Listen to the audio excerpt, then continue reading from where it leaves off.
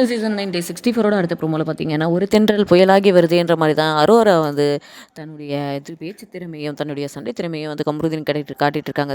துஷார் துஷார் துஷார் எத்தனை வாட்டி சொல்வீங்க, நான் விளையாடுறேன் விளையாடல, அது என்னோட இஷ்டம், நீங்கள் ஏன் வந்து துஷார் துஷார்னு திரும்ப திரும்ப சொல்லிட்டு இருக்கீங்க, உங்களுக்கு என் கூட பிரச்சனைனா என் கூட மட்டும் மோதுங்க, எனக்கு என் பின்னாடி அரோரா அரோரா அரோரான்னு சுற்றிட்டு இருக்கும்போது தெரியலையா துஷார் வந்து என்னால் தான் வெளில போனான் அப்படின்னு சொல்லிட்டு சும்மா ஏன் நீங்கள் அதையே வந்து பேசிகிட்டு இருக்கீங்க அப்படின்னு சொல்லி அரோரா வந்து கமருதீன் கிட்ட கேட்குறாங்க.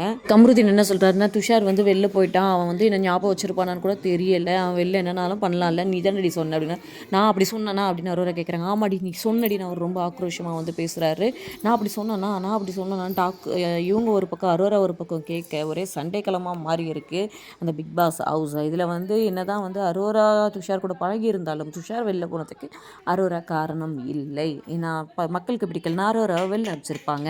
அடுத்து அரோராவோட மூவ் எப்படி இருக்குன்னு தெரிஞ்சுக்கணும்னா சப்ஸ்கிரைப் பண்ணுங்க.